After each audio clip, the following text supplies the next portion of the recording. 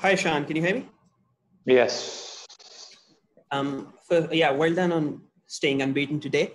I wanted to ask you about something you mentioned a couple of weeks before you left for the tour. You talked about how it was important not to remain fixated on the past and you weren't looking at 2016 anymore. Does the type of innings you played, where you maybe struggled initially, but you negotiated the tough period and then managed to capitalize as after lunch when the bowling faded away, does that satisfy you and vindicate the sort of work you've been trying to do as an opener in Test cricket? I mean, situationally, you always look at what you have to do for the team. And we always knew that the new ball is going to be a struggle in England. It's not an easy gig being an opening batsman in this country. But there comes an opportunity to give your team a good start, especially when you opt to bat first. And I just thought that it was very important for us to get rid of the shine of the ball in that first hour and make it easier for the guys coming in. And I thought it did a bit of the seam during the first session, but as the second session went on, I think we got into this scoring mode. And as far as being satisfied is concerned, you always try and do well for the team, whatever is required. But personally, I think there's a long way to go in this game as a team and as an individual. And you want to capitalize on any start you get. So hopefully tomorrow, starting, we can make this count. Yes, Dean, you can ask the question. Yeah, hi, Shan. Well batted today. Could you kind of sum up the challenge that it was out there? Obviously, a little bit stop-start. How did you find the England bowlers? And did you get a sense of a bit of fortune, I guess, with those chances against Dom Bess that didn't go to hand? Yeah, I mean, first of all, when you bat first as an opening batsman, you want to back that decision. I think as a collectively as a team, we took that decision of batting first. It was very important to negate that new ball, knowing that England has world-class bowlers, especially in their home turf. And they bowled well. They were bowled in good areas. They hardly gave anything away initially. And look, I mean, the game's pretty funny. You'll get an element of fortune every now and then. When you do, you have to make it count. There are times when the tide goes the other way. So these are things you accept. You try and stay in the moment, and whatever chances you get, you try and capitalize on that. So I think as a team, being in that stop-start position, it's not always easy because you have to switch on and then switch off again and then switch on back again. And I think we're happy that we got through that period and hoping that tomorrow, providing the weather's fine, we make a decent start count. Thank you. Yes, whether you want to cast in English? Yes, Radha. Shan, my question is, can you just take us through those first hour, you know, because you all are playing after a long while. I mean, because of COVID-19, the Pakistan team, most of you all have been in isolation for the last 3 months, 4 months. So what was the feeling like in the dressing room, and what were the emotions when you all came to the ground and went onto the field? Look, I think first of all, we're all considering ourselves very fortunate that even during these sad times during this pandemic, we've actually got to play the game we all love, and there's no better thing than to play for your country, and there's no better thing to play an opposition like England in England. I think those are the challenges you relish. Those are the challenges you look forward to. And England's always been a place for world cricketers to prove their mettle. So I think we consider ourselves very fortunate. Yes, you can expect a bit of rustiness here and there because we haven't played international cricket Test cricket for 3 months. And international cricket is a completely different gig compared to the good practice. We've gotten good practice sessions. We've gotten a good amount of weeks in. We've got 5 weeks in. But international cricket is completely different against a very good side, a side that's already played 3 test matches on the bounce, and they're playing the 4th one here. So we're still very sort of satisfied with the start we got. But again, one day at a time, you look forward to tomorrow, and hopefully we can consolidate on this position. Thank you. Okay, we will now take question in Urdu. जी फैजान. बहुत बहुत शुक्रिया रजा.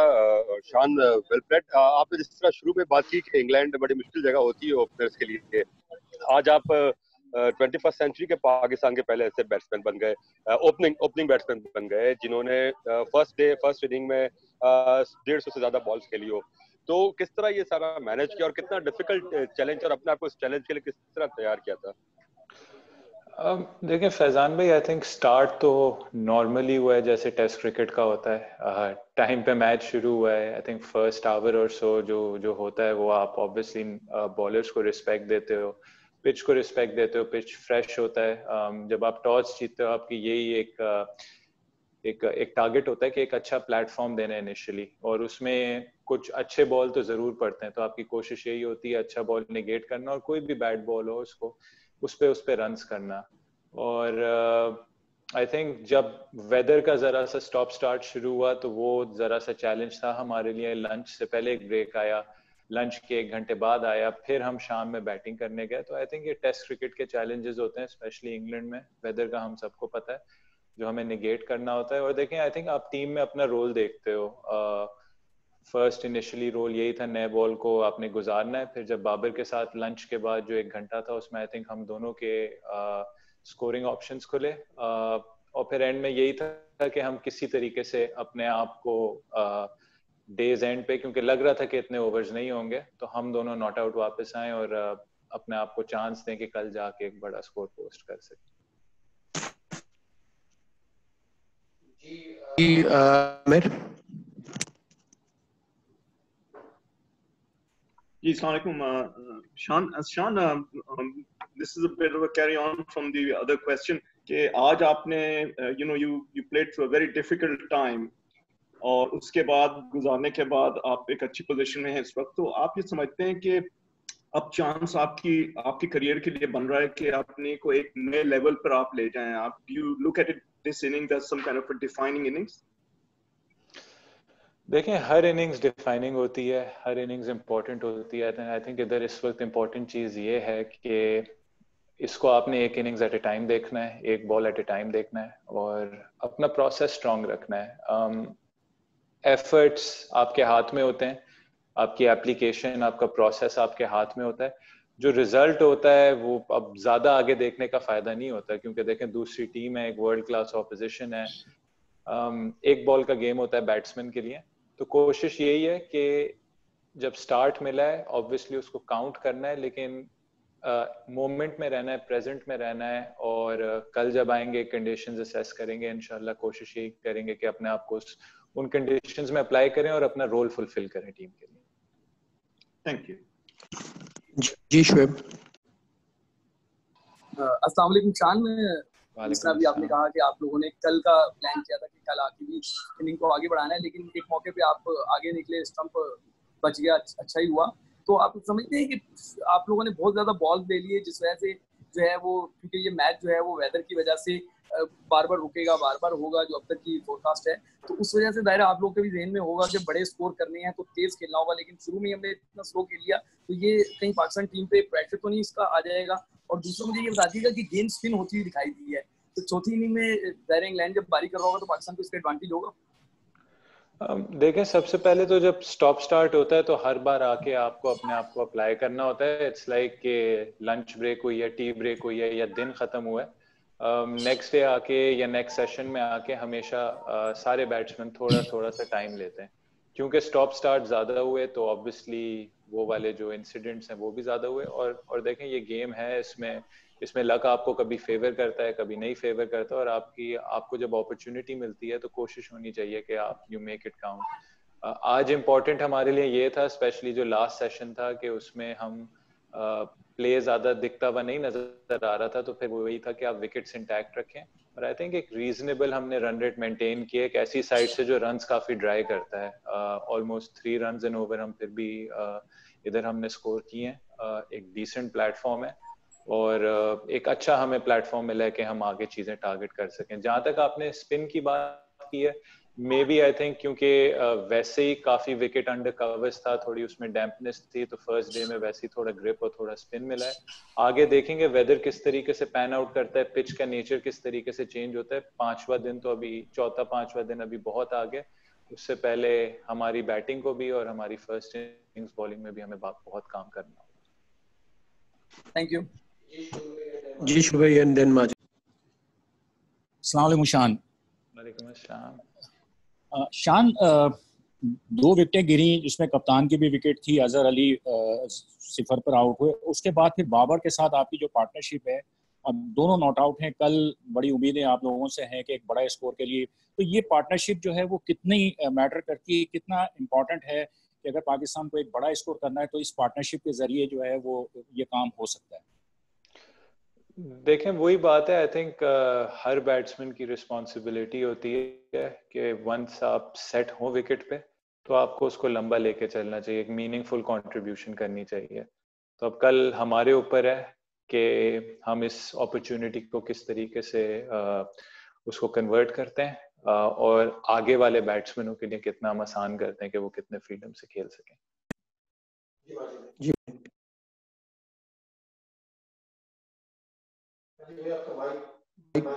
Mic mute है आपका।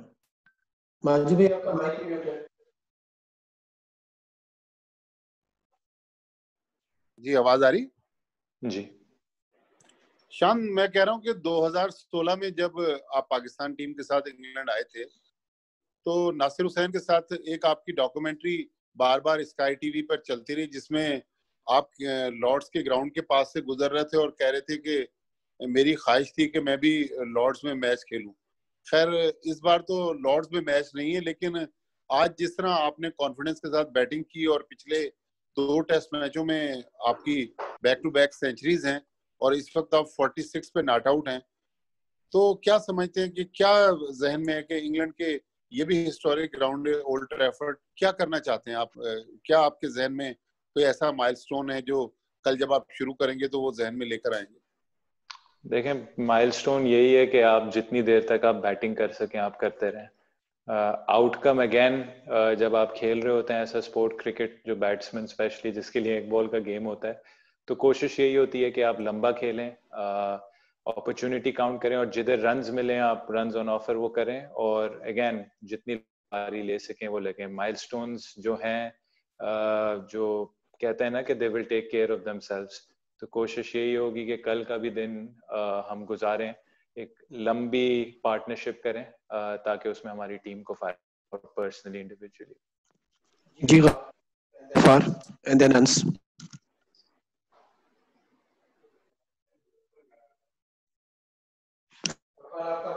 फार आपका mic mute है यार। जी अस्सलाम वालेकुम रज़ा। शान आपका शुक्रिया। शान वेल प्लेड। आपसे सवाल ये था कि इंग्लैंड के इस बॉलिंग अटैक पर शान काफी बात हुई कि ये इनका one of the best attack है। एक तो आपने उनके खिलाफ बैटिंग की, कुछ उस बारे में। दूसरा, बाबर आजम ऑस्ट्रेलिया गए, बहुत ज्यादा उन पर बात हुई, वो स्टार प्लेयर बनते जा रहे हैं और आज भी हमने देखा कि जब वो खेलने आए और थोड़ा सा उन्होंने रन बनाए तो एक पार्टनरशिप आपके साथ लगी। तो एक प्रॉमिसिंग प्लेयर, चाहे इंशाल्लाह आप भी इंशाल्लाह जल्द इसी कैटेगरी में आ जाएंगे, एक जो वर्ल्ड क्लास प्लेयर और एक उसका नाम पहले से एस्टैब्लिश हो, तो अपोजिशन पे और आप उसको दूसरे एंड से किस तरह देख रहे थे? देखें, वही है, मैं हमेशा एंजॉय किया बाबर आजम के साथ बैटिंग करना और इसमें कोई डाउट नहीं है। जो खुशी की एक बात है पाकिस्तान के लिए कि इस वक्त हमारी साइड में दुनिया में से जो टॉप बैट्समैन है उनमें से एक बैट्समैन मौजूद है तीनों फॉर्मेट्स में। तो बाबर की क्वालिटी है। आज 1-2 इंसिडेंट्स ऐसे भी हुए हैं कि बॉल थोड़ा फंसा या बॉल बैट पे आया नहीं और फिर भी उसके इतनी अच्छे उसके रिफ्लेक्सेस हैं, इतने अच्छे उसके हैंड्स हैं कि उसने उन बॉलरों को फिर भी पनिश किया। जैसे ही बाबर सेट हुआ, रन्स का फ्लो बढ़ा और देखें जब रन्स होते हैं तो फिर ऑपोजिशन फिर थोड़ी सी डिस्टर्ब होती है, तो रन्स होना इंपॉर्टेंट है। और आई थिंक रन रेट भी हमने आज के हिसाब से, आज की कंडीशंस के हिसाब से अच्छा मेंटेन किया है। रनिंग बिटवीन द विकेट्स अच्छी हुई है। बाबर की क्वालिटी ये है कि वो सिंगल हमेशा देख रहा होता है और लेफ्ट राइट का कॉम्बिनेशन ऑब्वियसली बहुत इंपॉर्टेंट होता है इसमें। एंड अगेन बाबर आजम एक क्वालिटी प्लेयर है, जब वो खड़ा हुआ होता है तो वो ऑपोजिशन हमेशा अंडर प्रेशर होती है। टाइम के लास्ट क्वेश्चन जी प्लीज आंसर। शान, आज जो है पहले दिन का खेल जो है मुकम्मल हो गया है, तो आप ने पिच देखी होगी। तो आप क्या समझते हैं कि पाकिस्तान टीम में जो 2 स्पिनर खिलाने का फैसला है वो कैसा है, कि स्पिनर्स को ज्यादा मदद मिल रही है पिच के जो पिच? आई थिंक देखें, हमें थोड़ा सा रियलिस्टिक होना चाहिए। कंडीशंस टेस्ट क्रिकेट में चेंज होती रहती हैं डे बाय डे। मौसम को भी थोड़ा रिस्पेक्ट देना चाहिए। पिच मैच से पहले काफी अंडर कवर्स भी रहा था, और जब तक दोनों टीमें बैटिंग नहीं कर लेती तो हमें जो प्रिडिक्शंस होती हैं उसको जरा ज्यादा प्रिडिक्ट नहीं करना चाहिए। तो आई थिंक कोशिश यही करेंगे कि जब हमारी इनिंग्स खत्म हो, इंग्लैंड की इनिंग्स खत्म हो, तब आपको मैच का असल पता चलता है कि किस तरीके से मैच पैन आउट होगा, क्या रिजल्ट्स पॉसिबल होंगे। तो अभी कोशिश यही है कि जो हम बैटिंग कर रहे हैं, कल आए, कल एक नया दिन है, कल की कंडीशंस असेस करें और उस हिसाब से अपने आप को अप्लाई करें। ओके जी, thank you very much. Thank you.